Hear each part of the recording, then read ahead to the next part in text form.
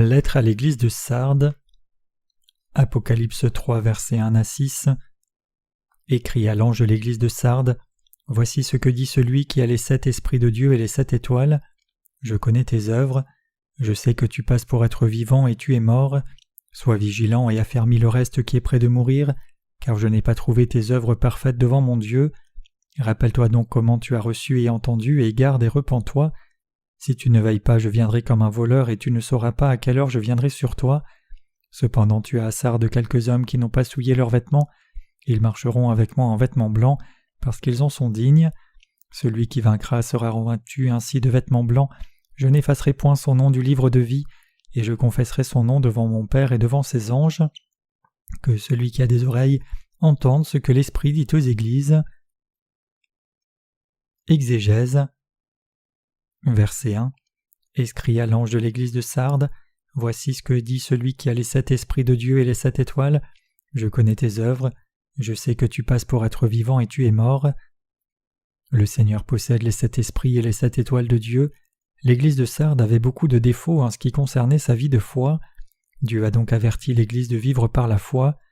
Ici Dieu a dit aux serviteurs de l'église de Sardes: « Je sais que tu passes pour être vivant mais tu es mort. » Par cela Dieu a voulu dire que la foi du serviteur de l'église de Sardes était morte à toute fin pratique. Verset 2. Sois vigilant et affermis le reste qui est près de mourir, car je n'ai pas trouvé tes œuvres parfaites devant mon Dieu. Dieu n'a plus permis à l'église de Sardes de continuer à être infidèle. Il a réprimandé cette église parce qu'elle avait vécu sans la foi entière dans la parole de Dieu. Ne pas vivre leur vie en croyant de tout cœur dans la parole de Dieu est pour les saints comme commettre un péché en présence de Dieu. Même s'ils sont faibles, si les saints vivent par leur foi dans la parole de Dieu, ils seront élevés bien au-delà de Dieu et des hommes. Pour devenir de tels saints, dont la foi est entière, nous devons vivre nos vies en croyant en Dieu et en sa parole, qui a apporté aux saints leur plénitude.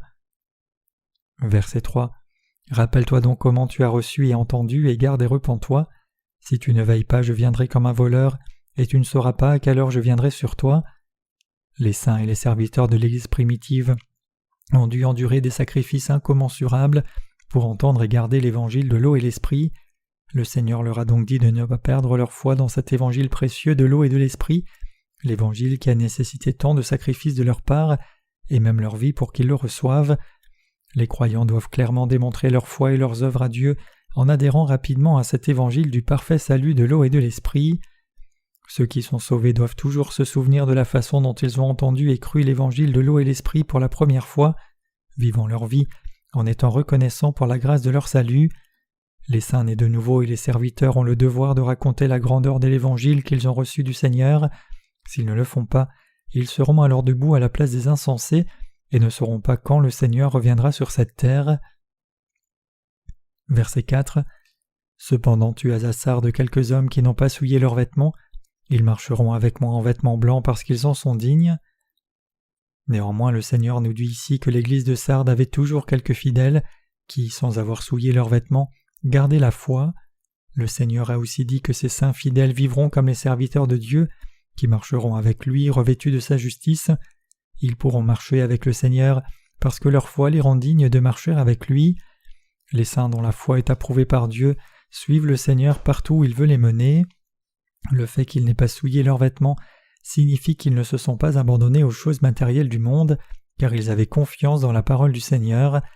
Ceux qui sont revêtus des vêtements des justes par l'évangile de l'eau et de l'esprit donné par le Seigneur croient fermement dans sa parole et n'acceptent pas de compromis avec le monde. Autrement dit, ils tirent clairement une ligne de séparation avec les faux évangiles. Ceux qui sont revêtus de blanc en croyant à l'œuvre de la parole du Seigneur pour son évangile vivent dans ce monde une vie qui marche avec lui. C'est pourquoi le Seigneur est toujours avec eux, car ils le suivent toujours en croyant dans la parole. Verset 5. Celui qui vaincra sera revêtu ainsi de vêtements blancs. Je n'effacerai point son nom du livre de vie, et je confesserai son nom devant mon Père et devant ses anges. Ceux qui triomphent du monde en croyant dans la parole de Dieu vivront éternellement revêtus comme ces saints, grâce à la justice de Dieu. Ils serviront les œuvres du Seigneur. Le Seigneur approuvera aussi leur foi et inscrira leur nom dans le livre de vie, et ces noms ne seront jamais effacés. La parole de promesse de notre Seigneur nous promet que tous ceux qui ont la vraie foi triompheront dans leur bataille de foi contre les ennemis de Dieu. Celui qui vaincra sera revêtu ainsi de vêtements blancs. Les vêtements blancs signifient ici la victoire dans la bataille de foi contre les ennemis de Dieu. On donne à ceux qui ont vaincu par la foi la bénédiction qui fera que leurs noms ne seront jamais effacés du livre de vie, et leurs noms seront aussi écrits dans la Nouvelle Jérusalem. Je confesserai son nom devant mon Père et devant les anges. Confesserai signifie ici que le Seigneur approuvera leur foi. Verset 6. Que celui qui a des oreilles entende ce que l'Esprit dit aux églises. Ceux qui ont la vraie foi entendent toujours ce que l'Esprit Saint leur dit à travers ces églises. Grâce à cela, ils vivent avec Dieu et sont constamment guidés par l'Esprit Saint.